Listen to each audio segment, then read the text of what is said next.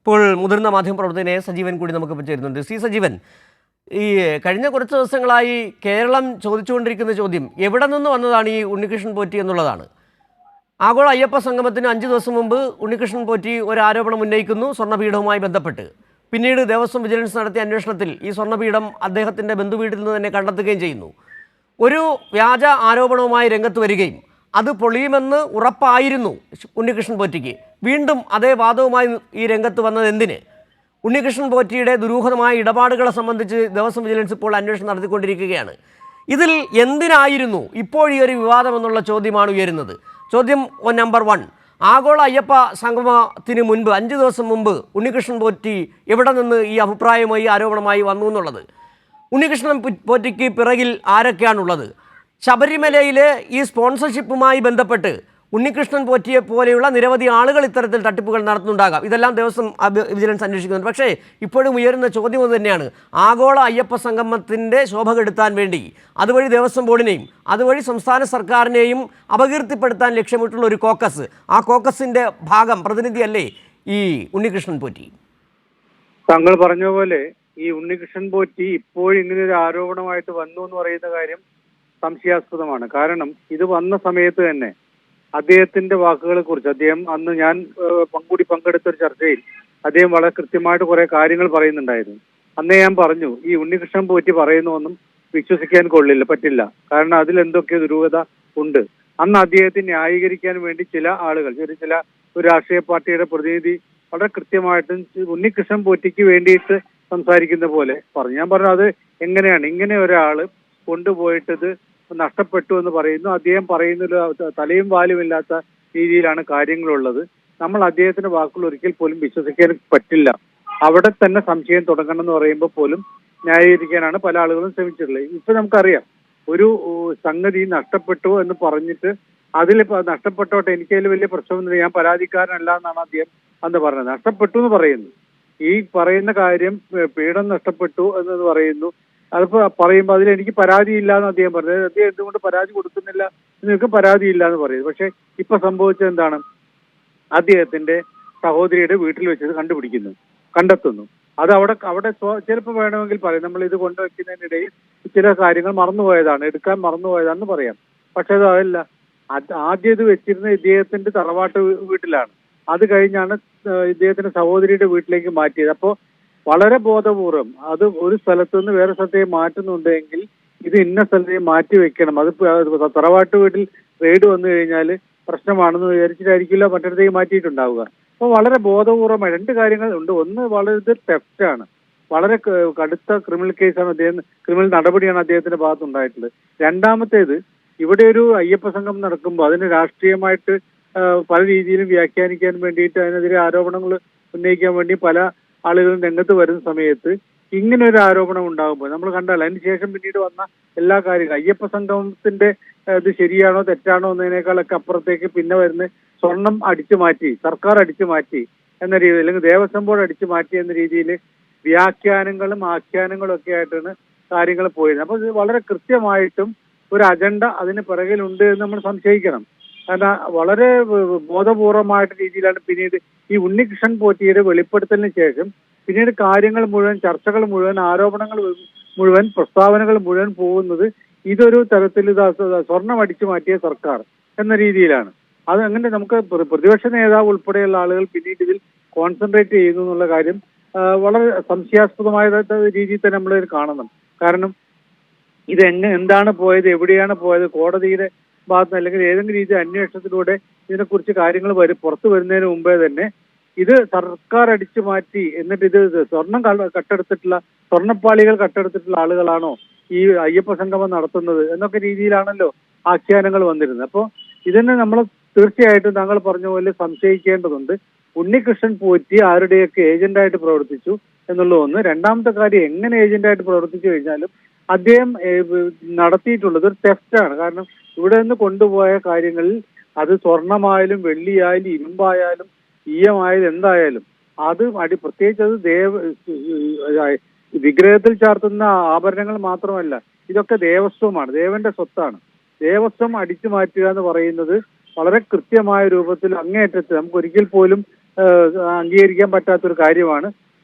അതിനെ കൂട്ടുനിന്ന ആളുകളൊക്കെ ശരിക്കും അന്വേഷണത്തിലൂടെ പുറത്തു വരേണ്ടത് ഈ ഉണ്ണികൃഷ്ണൻ പോറ്റി മാത്രമാണ് ഇത് തിരക്കഥയുടെ ആൾ പിറകിലുള്ളതെന്ന് ഞാൻ വിചാരിക്കുന്നില്ല. കാരണം അങ്ങനെ ഇതൊരു ചെറിയ സംഭവം അടിച്ചു മാറ്റിയിട്ട് അതിലൂടെ കോടികൾ ഉണ്ടാക്കാൻ അദ്ദേഹത്തിന് കഴിയും. അല്ലെങ്കിൽ അത് പറഞ്ഞിട്ടൊരു വിവാദമായിട്ട് ഇത് അടിച്ചു മാറ്റുകയാണെങ്കിൽ ആ വിവാദമായിട്ട് പിന്നെ അദ്ദേഹം തന്നെ ഉയർത്തേണ്ട കാര്യമില്ലല്ലോ. അപ്പൊ സ്വാഭാവികമായിട്ട് ഇതിനകത്ത് മറ്റൊരു സംശയം വരുന്നത്, കാരണം ഈ രണ്ട് കാര്യങ്ങളാണ്. ഒന്ന്, ഈ തരത്തിൽ ഈ ആഗോള അയ്യപ്പ സംഗമം നടക്കുമ്പോൾ ഈ സർക്കാരിനെതിരെ സ്വർണം അടിച്ചു മാറ്റിയവരെന്ന് ദേവസ്വം ബോർഡിനെ അടക്കം ആക്ഷേപിക്കാൻ കിട്ടുന്നൊരവസരം. ഒപ്പം തന്നെ ഉണ്ണികൃഷ്ണൻ പോറ്റിയെ പോലെ നിരവധി ആളുകളുണ്ട്. അതായത് ഈ സ്പോൺസർഷിപ്പ് പോലുള്ള പരിപാടികൾ നമുക്കറിയാം. അവിടെ വിജയ് മല്യ അടക്കം അദാനി അടക്കമുള്ളവർ അവിടെ ഇത്തരത്തിൽ സ്പോൺസർഷിപ്പിലൂടെ കാര്യങ്ങൾ നടത്തിയിട്ടുണ്ട്.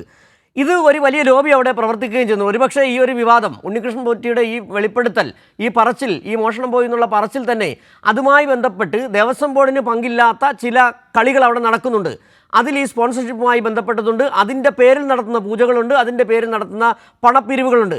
രണ്ട് രീതിയിൽ തന്നെ കാണാം. ഒന്ന്, ഇത്തരത്തിൽ തട്ടിപ്പ് നടത്തുന്ന ചില ആൾക്കാരെ ഉണ്ണികൃഷ്ണൻ പോറ്റിയുള്ളവരെ പോലെ ഉപയോഗപ്പെടുത്തിക്കൊണ്ട് സംസ്ഥാനത്തെ രാഷ്ട്രീയത്തിന്, സംസ്ഥാന സർക്കാർ അപകീർത്തിപ്പെടുത്താൻ ഇവിടെയുള്ള രാഷ്ട്രീയ പാർട്ടികൾ, നേരത്തെ താങ്കൾ തന്നെ സംശയം പ്രകടിപ്പിച്ചിരുന്നു, ഈ ഉണ്ണികൃഷ്ണൻ പോറ്റി ഈ ഒരു ആരോപണം ഉന്നയിക്കുന്നതിന് പിന്നാലെ വെളിച്ചപ്പാട് ഇറങ്ങുന്നത് പോലെ, വാളുവെടുത്ത് ഇറങ്ങുന്നത് പോലെ തന്നെ പ്രതിപക്ഷ നേതാവ് അടക്കമുള്ളവർ രംഗത്തിറങ്ങുകയാണ്.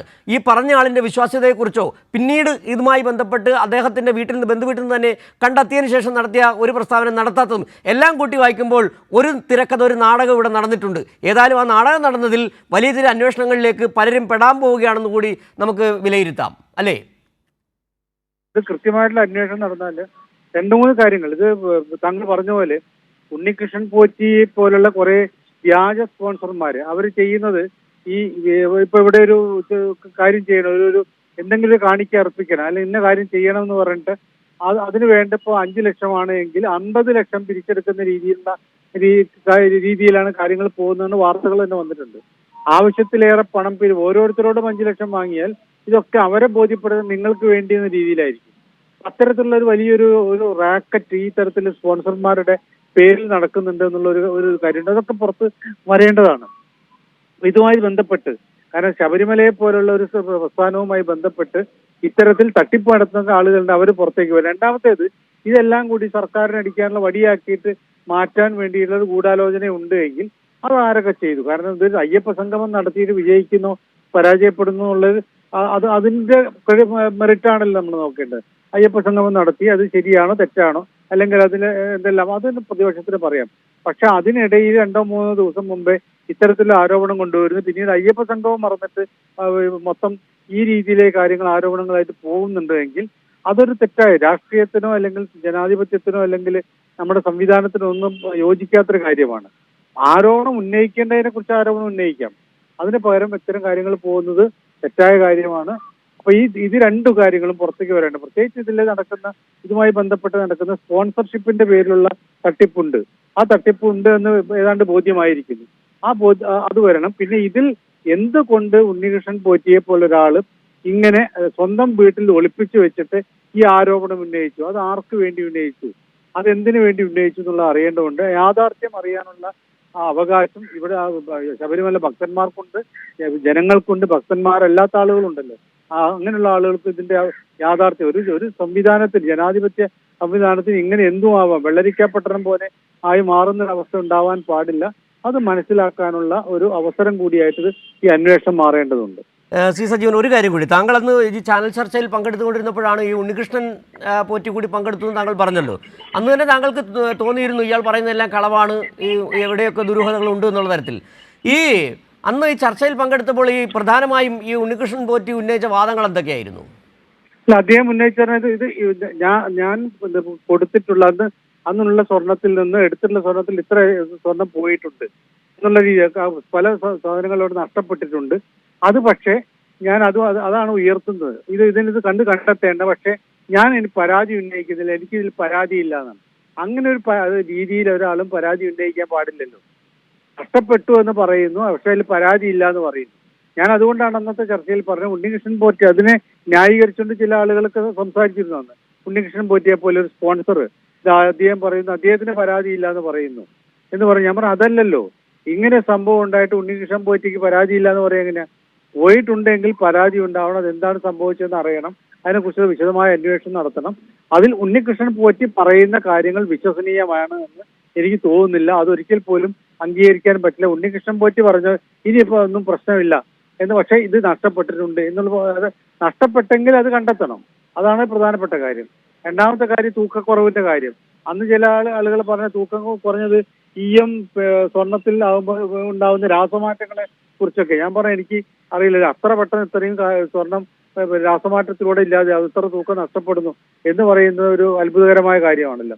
അപ്പൊ അത്തരം കാര്യങ്ങൾ യോജിക്കാൻ പറ്റില്ല. എന്റെ യുക്തിക്ക് അത് യോജിക്കുന്നില്ല എന്നാണ് ഞാൻ പറഞ്ഞത്. സജീവൻ ഈ സാഹചര്യത്തിൽ ഈവനിംഗ് ഡിബേറ്റിൽ പ്രതികരിച്ചത്.